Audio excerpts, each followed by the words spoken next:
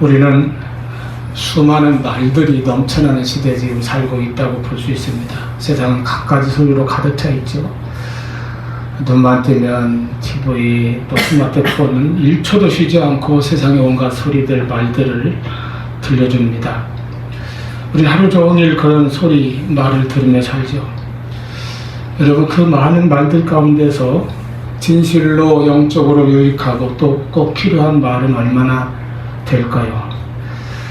또 그 많은 말들 속에서 우리는 하나님의 말씀은 얼마나 듣고 있습니까?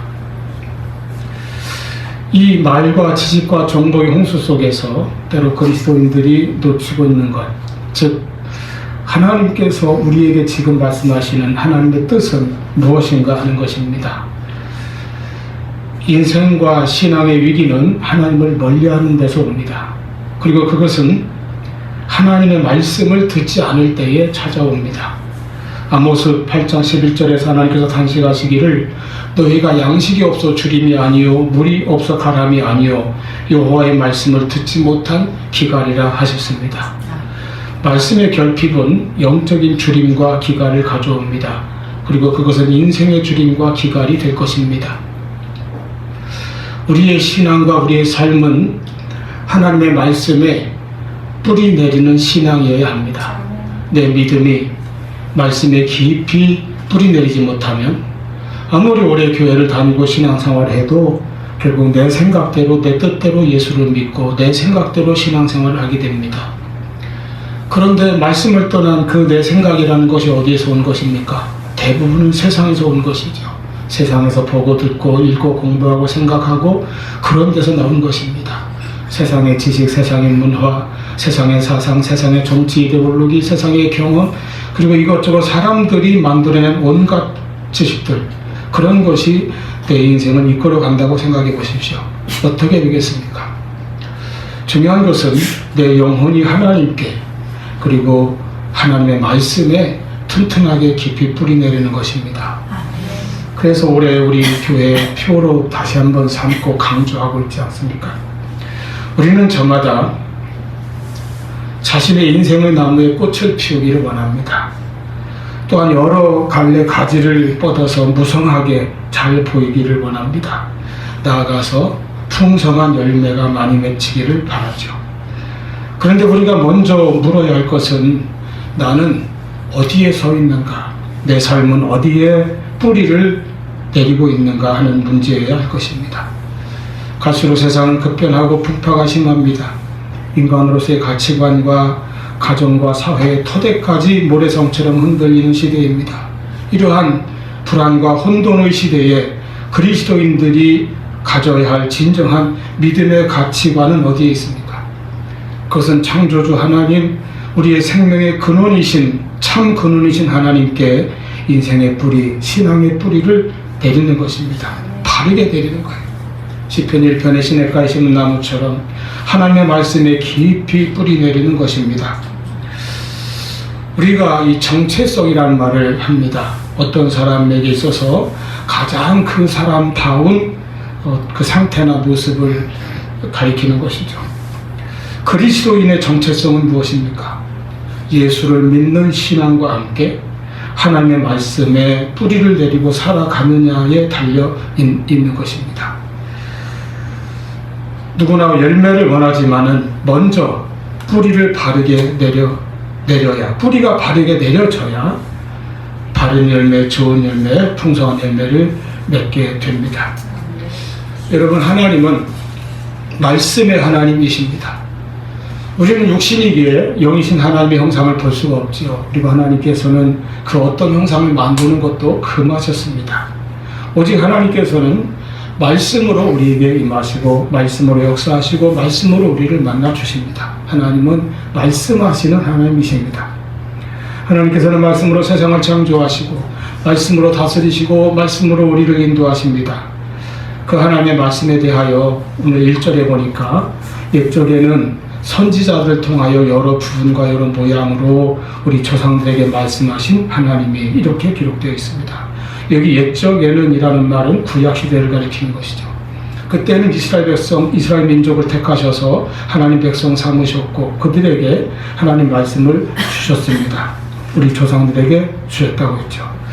그때 즉 구약 시대에 하나님께서 말씀하신 방법은 여러 부분과 여러 모양으로 말씀하셨다고 했습니다. 하나님께서 직접 나타나셔서 말씀하신 적도 있죠. 모세가 호렙산에서 하나님의 음성을 직접 듣고 부름을 받습니다. 나중에 시내산 위에서도 하나님과 대화하며 십계명을 받죠. 사무엘을 밤중에 부르셔서 음성을 들려주셨습니다. 동굴 속에 앉아있는 엘리야에게도 세미한 음성으로 말씀을 들려주셨습니다. 이렇게 직접 말씀하시거나 또는 천사를 보내서 말씀을 전달하시기도 했죠. 천사가 나그네로 찾아와서 아브라함에게 소돔성의 심판과 멸망을 알려주었습니다. 하나님은 또 율법을 통해서도 말씀하시고 환상을 통해서도 말씀하시고 그렇죠. 예레미야, 에스겔, 다니엘 등 많은 예언자들이 환상을 본으로써 하나님의 뜻을 깨달았습니다. 그 밖에 꿈으로도 말씀하시고 어떤 사건을 통해서도 말씀하시고 이와 같이 여러 부분과 여러 모양으로 말씀하셨다고 했습니다. 그런데 이제 2절 이 모든 날 마지막에는 오늘날을 말하는 것이죠. 아들을 통하여 우리에게 말씀하셨으니 여기 마지막 날이라는 것은 예수님 오신 날로부터 오늘까지 이 시기를 말합니다. 구약시대가 끝나고 아무런 하나님 말씀이 들려오지 않던 약 400여 년의 그 암흑기 신구약 중간 시기가 지나가고 이제 마지막 날 신약시대의 시작의 날이죠. 이때 하나님께서는 다시 말씀하셨는데 그 말씀은 아들을 통하여 우리에게 말씀하셨다 하였습니다. 아들은 보내주신 성자, 독생자 예수님이죠. 예수님은 3절에 기록된 대로 하나님의 영광의 광채이시고 그 본체의 형상이십니다. 예수님은 하나님의 영광 그 자체이셨고 하나님과 동일한 본질이시라는 뜻입니다. 그의 능력의 말씀으로 만물을 붙드시는 그리스도이십니다. 그 성자께서 육신이 되셔서 우리와 같은 사람으로 이 땅에 오신 것입니다. 여기 아들을 보내셨다. 이것은 아들을 통하여 이제 하나님께서 말씀하신다는 뜻입니다. 마지막 시대에 마지막 말씀으로 주신 것이 예수님입니다. 예수님의 성육신과 탄생이요 이 땅에서의 예수님의 생애입니다. 예수님의 인격과 사역 모든 것은 곧 하나님의 말씀입니다. 예수님은 하나님의 말씀의 완성자이신 것입니다. 어떻게 완성자가 되십니까? 첫째, 예수님은 마지막 때에 하나님의 마지막 말씀입니다. 구약시대의 여러 가지 방법, 여러 모양으로 말씀을 하셨지만은 그 말씀들은 약속이요 예표였습니다. 이제 그 약속의 성취로 오신 분이 예수님입니다. 그 예표의 실체가 예수 그리스도이십니다. 그러므로 구약 성경을 비롯한 모든 성경은 예수님의 성육신과 구속 사역에 비추어서 깨달아지고 해석되어야 한다는 것입니다. 예수님이 곧 마지막 말씀이요 모든 말씀의 결론이므로 모든 성경은 이 결론에 의해서 비춰지고 해석되어야 하는 것입니다.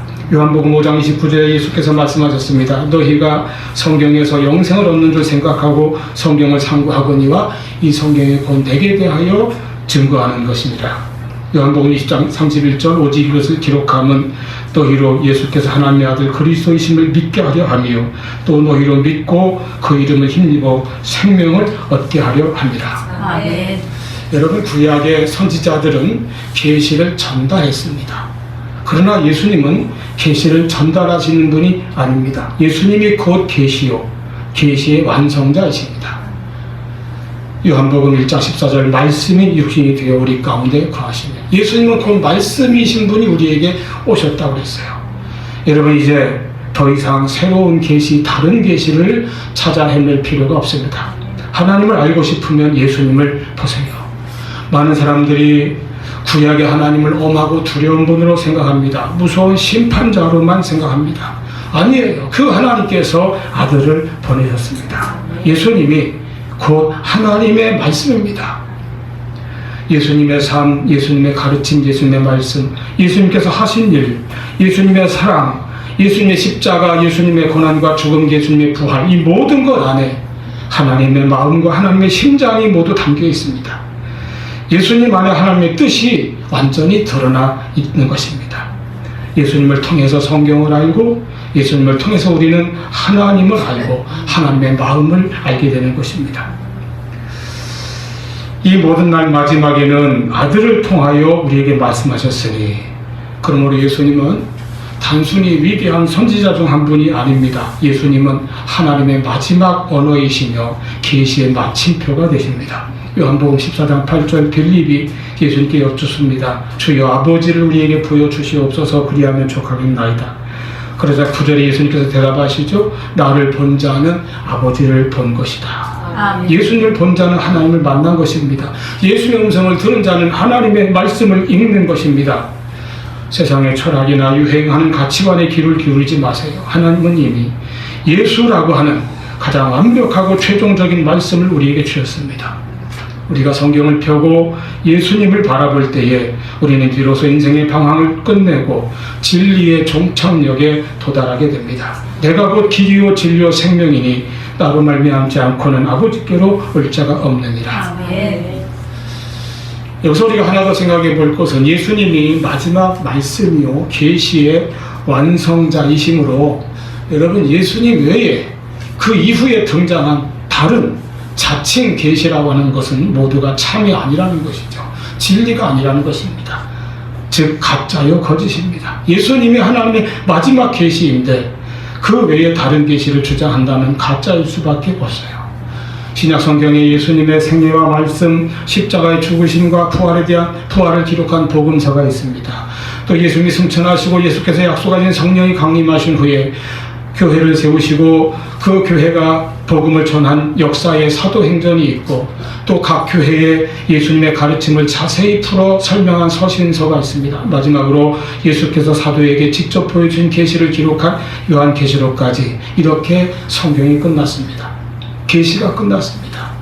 그 후에 그 밖에 다른 어떤 가르침도 주장도 사람의 말도 책도 참 계시가 아닙니다. 오늘날 우리가 볼 수 있는 여러 이단들, 사이비들, 유사 기독교들, 그것을 우리는 쉽게 아주 명확하게 구분할 수가 있어요. 성경 외에, 예수 그리스도 외에 자기가 특별한 계시를 받았다고 주장하면 그것은 이단입니다. 우리나라에는 자칭 재림주도 참 많이 나왔고요. 자기를 어린 양, 무슨 기름 부음 받은 자, 감람나무, 새벽별이라고 주장하는 별의 별 가짜 메시아들이 많이 나왔죠. 지금도 있고요. 간판도 꼭 무슨 기독교, 무슨 교단 이름하고, 무슨 복음선교회, 또 무슨 하나님의 교회, 아주 구분하기 어렵게 교묘하게 걸고 있습니다. 하지만 어떤 그럴듯한 간판을 내걸고 있더라도 예수 그리스도 밖에 있는 것은 다 이단입니다. 예나 지금이나 그대의 혈나나 음병과 조작된 기적에 마음을 빼앗기는 사람들이 너무나 많습니다. 그들이 주장하고 가르치는 계시는 하나님의 계시가 아닙니다. 하나님의 구속사, 하나님의 구원 사역을 회방하는 사탄의 계시요 사탄의 술수이죠. 오직 예수님이 하나님의 마지막 계시이기 때문에 예수님은 계시의 완성자이신 것입니다. 지금은 계시를 새로 받는 시대가 아닙니다. 이미 받은 계시, 선포된 계시, 완성된 계시를 믿음으로 배우고 순종하는 시대입니다. 그 계시가 이루어져 가는 시대입니다. 여러분, 이단이 아니더라도 세상의 유행이나 세상의 사조, 세상의 소리에 휘둘리지 말고 변치 않는 진리이신 예수님의 말씀에 늘 귀를 기울이시기 바랍니다. 아멘. 하나님의 말씀에 뿌리를 깊이 내리세요. 예수님을 통해서 하나님을 만나고 예수님을 통해 하나님의 구원의 계획을 깨닫고 우리 삶의 참 목적과 의미를 발견하고 예수님을 통해 우리와 함께 하시는 임마누엘 하나님을 믿으며 그 진리와 은혜 안에 거하는 우리 모두가 될 수 있기를 바랍니다. 아멘. 두 번째로 예수님께서 말씀의 완성자가 되시는 것은 하나님의 마지막 말씀으로 오셔서 우리의 죄를 사하시고 정결하게 하는 일을 하셨기 때문입니다. 이로써 우리가 하나님 앞에 나갈 수 있게 되었고 구원을 받게 된 것입니다. 오늘 본문 3절에 이는 하나님의 영광이 광채시요 그 본체의 형상이시라 그의 능력의 말씀으로 만물을 붙드시며 죄를 정결하게 하는 일을 하시고. 여러분, 성경이 말하는 인간의 가장 큰 문제는 환경도 어떤 성격도 질병도 전쟁도 가난도 아닙니다. 바로 죄입니다. 죄가 인류의 가장 근본적인 문제입니다. 죄는 단순한 실수가 아닙니다. 하나님과의 관계를 깨뜨리고 내 양심과 영혼을 더럽히며 죽음과 심판을 불러옵니다. 죄는 하나님과 우리 사이를 갈라놓는 장벽입니다. 내가 아무리 선하게 살아도 이 장벽은 인간의 노력으로는 없애거나 무너뜨릴 수가 없습니다. 여러분, 인간의 죄가 얼마나 무섭고 심각한 것입니까? 하나님과 우리 사이를 끊어지게 한 것이 바로 죄예요. 우리 인간 하나님의 피조물이므로 하나님의 사랑과 축복이 있어야 아름답고 복되게 살 수가 있는데 죄는 하나님과 우리 사이를 가로막아 버렸습니다. 하나님으로부터 오는 모든 사랑과 관심과 축복의 통로를 막아버렸습니다. 이보다 더 큰 불행과 비극은 없을 것입니다. 그러므로 우리 인간에게 있어서 가장 큰 문제는 인간이 하나님으로부터 단절되어서 이 세상에 하나님 도우심 없이 자기 힘만으로 살아가야 한다는 것이었습니다. 하나님은 이러한 인간의 죄의 장벽을 뚫고 무엇을 주셨습니까? 사실 죄의 담은 너무나도 두꺼워서 인간의 힘으로는, 인간의 노력으로는 하나님의 은혜에 도달할 수가 없었어요. 그러나 하나님께서는 그 인간의 무지, 인간의 교만과 불순종과 고집의 장벽을 뚫고 오래전부터 말씀을 주셨습니다. 그 가운데 구약의 말씀이 있고 구약의 제사가 있었습니다. 그런데 구약의 제사는 죄를 일시적으로 덮기만 할 뿐 제거하지는 못했습니다. 아주 해결하지를 못했어요. 그래서 마지막 때 하나님은 아들을 주셨습니다. 마지막 말씀으로 아들을 보내셨어요. 예수님은 단번에 완전하게 영원히 죄를 정결하게 하셨습니다. 아멘. 다른 어떤 사람이나 어떤 제물을 통해서가 아니라 바로 예수님 자신을 자기의 생명을 제물로 드리심으로 영원하고 완전한 제사를 드리셨습니다. 죄를 그냥 일시적으로 덮어주신 것이 아닙니다.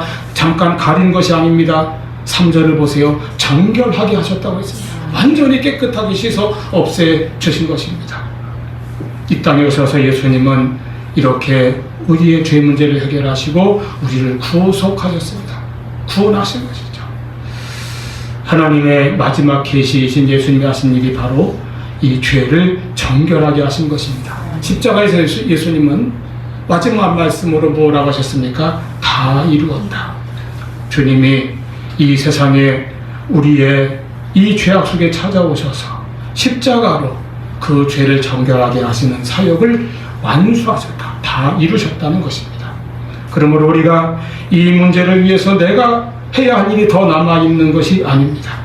우리가 스스로 더 열심히 더 잘해야 된다는 말씀이 아닙니다. 예수님께서 다 하셨습니다. 우리는 이제 그 십자가의 은혜를 믿고 그 은혜 안에 믿음으로 거할 뿐입니다. 아이가 장난치며 놀다가 옆에 세워둔 아주 좋은 남의 자동차에 흠집을 내고 말았습니다. 너무 무섭고 놀란 나머지 아무도 보는 사람 없으니까 자기는 모르게 그냥 집으로 도망쳐 들어갔어요. 자기 방에 숨어 있는데 그 차 주인이 찾아왔습니다. 요즘 CCTV도 있고 막 블랙박스 있잖아요. 이 아이는 이제 숨도 쉬지 못할 만큼 겁에 질려 있습니다. 그때 아빠가 아들을 꼭 안아주면서 괜찮아, 아빠가 다 해결할게. 넌 나와서 그냥 아저씨한테 사과하고 들어가. 아무 걱정하지 마. 그리고 아빠가 다 해결해버렸어요. 보험을 했든지 어쨌든지 다 해결해버렸어요. 이것입니다. 우리도 죄로 인해서 두렵고 불안에 떨 수밖에 없는 것이 인생입니다. 사탄의 정죄도 두렵고 하나님의 심판은 더욱 두렵습니다. 내 속의 죄책감은 끊임없이 나를 괴롭힙니다. 그러나 예수님께서 말씀하십니다. 괜찮아, 내가 다 해결할게. 그리고 예수님은 십자가에서 우리의 죄를 담당하셨습니다. 다 해결해 주셨어요. 우리의 죄를 정결하게 하는 일을 다 이루셨습니다.